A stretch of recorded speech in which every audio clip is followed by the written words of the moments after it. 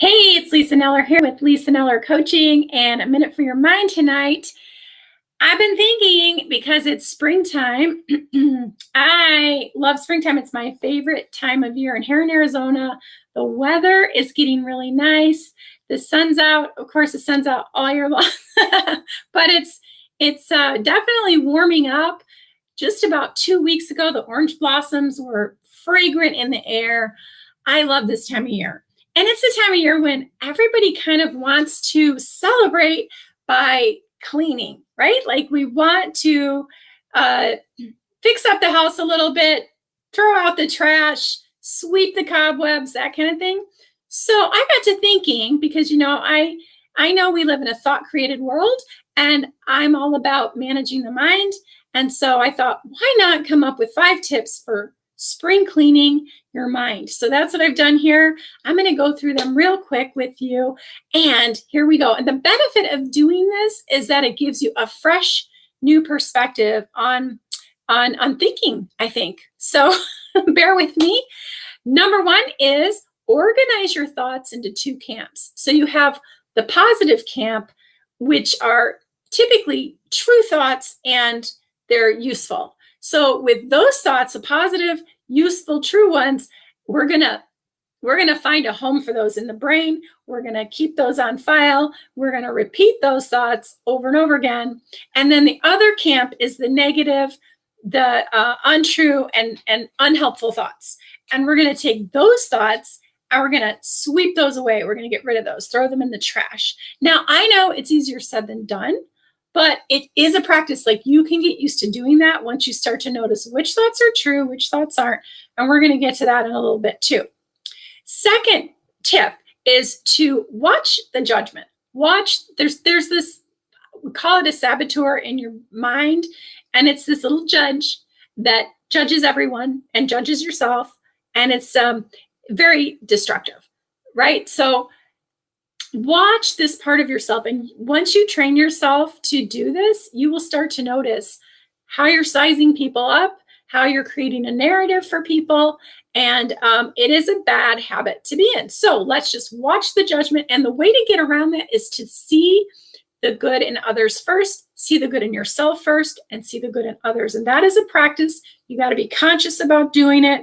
But if you start looking for the good in others, first off, that judge thing is going to go away, okay? Or at least it's going to go into the background.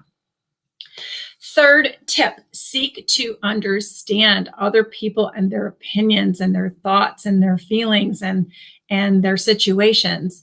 And, we always tend to come forth with our opinions. I think opinions are a dime a dozen. I think it's more important to really seek to understand where people are coming from. And I mean, in this country, in the US in particular, it's kind of hard politically, but I think we can get there. I think the more that we, recognize that we're more alike than we are different, then we can begin to heal some wounds there. So that's number 3. Number 4 is take your thoughts to inquiry. So when you do start to notice that you have thoughts that are seemingly unhelpful and destructive, or they might even be true, but you really want to ask, like, is this thought true? Is this thought serving me? Is it helping me in any way? Is it not true? And if it's not true, can I just toss that one? And who would I be without that thought?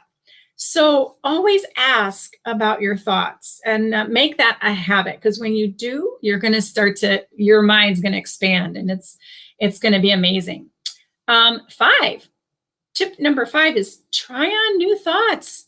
Like, I am capable, I am smart enough, I love my body.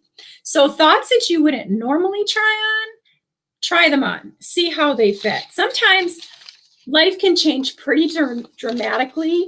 Just the thought of even saying I love you to yourself over and over and over again can have dramatic effect on you. So my invitation for you is to really spend some quiet time and notice how many thoughts just start, going through your head. I do a lot of meditating, and I can tell you, after years of meditating, they're still there. It takes me a lot of work to control those thoughts. not from coming into my head, but just examining them and letting them float away and that kind of thing. Like, as much as I try to focus and be quiet and wait for that space between the thoughts still come. So it is a practice. Like, it's something that you have to get used to doing. And once you get used to doing it, you will find a calmer mind. It's really going to help with stress and anxiety and confusion and all that. So trust me, if you spend some quiet time and you practice noticing, and you'll see that thoughts are just part of nature. However, they can be erroneous and destructive. And we want to get a handle on that, because the absolute best way to live is to live in harmony with reality. That's just the way it is, in my view. That's my opinion. So, all right, Lisa Neller here with Lisa Neller Coaching and A Minute for Your Mind. I hope this has been fun for you. Have fun with your spring cleaning and the cleaning of your minds, and let me know if you need any help. All right, God bless.